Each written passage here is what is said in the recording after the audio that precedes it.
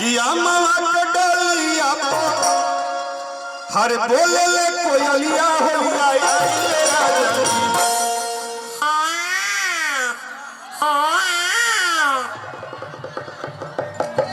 कि होलिया आइले राजा जी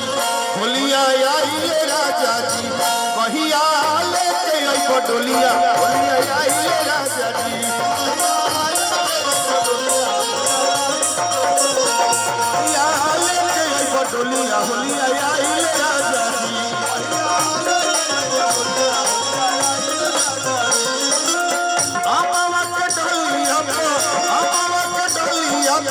बोले ले कोयलिया होलिया आइले राजा जी अमवा के डलिया बोले ले कोयलिया होलिया आइले राजा जी की होलिया आइले राजा जी।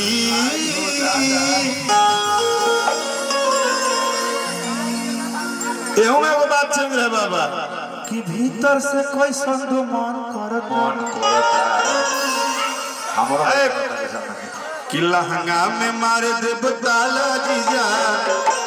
कि हौ वाला बात को दे भाला जीजा हौ वाला बात ए ठाइया इनका नाम है विजय कुमार उपाध्याय और छोटे बाबा चिन्ह दनो तो तू आगे का लिखा चिन्ह सुना पहले उनका उम्र है 46 बरिस आ काम करता है 46 महीना के बच्चा वाला बूढ़ा शिशु है बूढ़ा शिशु फिर कह रहा बूढ़ा शिशु यार बहुत डिस्टर्ब कर देते हो यार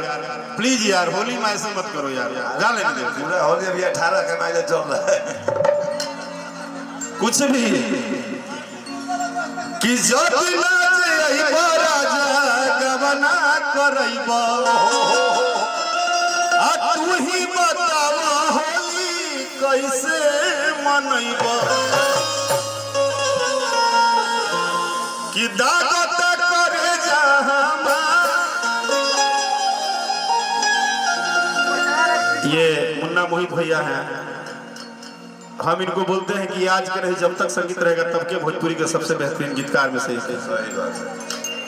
और इनका आशीर्वाद मुझे मिला है इनको मैं देखा तो मुझे वही 2008, 9, 10 वाला संगीत याद आया कि दागत करे जाए राजा जी ए राजा जी कि दागत करे जा जैसे दागत करे जा जैसे दागत करे जा जैसे डबल कि दागत करे जा जैसे दागत करे जा जैसे कागे रोज गोलिया होलिया आइले राजा जी कुछ नहीं करना था टेस्ट मैच से हट के 20 पे आ जाना था है बात के मुझे के चीज के चिन्हे के बा चिन्हे के बाद कि दागत करे जा जैसे दागत करे जा जैसे दागे रोज गोलिया होलिया आइले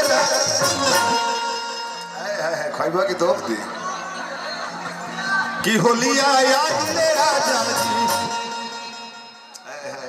कावन लगा दी तोहरे में बहुत तेज गाल छुअता रे बाबू ते आदत खराब बहन करो कि कहिया लेके जइबो डोलिया होलिया आइले राजा जी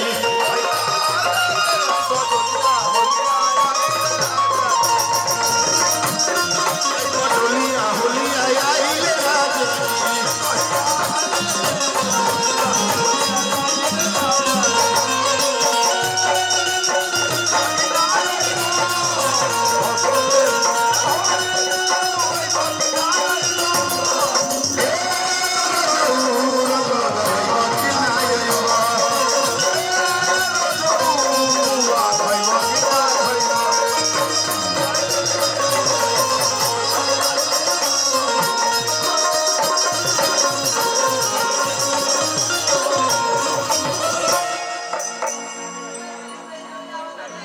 अब तो समय निकल गया गवना का। अब तो आजकल बिहाने भइल बा तो गवना बियाह के दूरी के दर्द सहे ना जानी, नया जेंजी लोग तो कमे जानी, लेकिन ओकरा में भाव रहा है राकेश भाई कितना कतान दिन सैया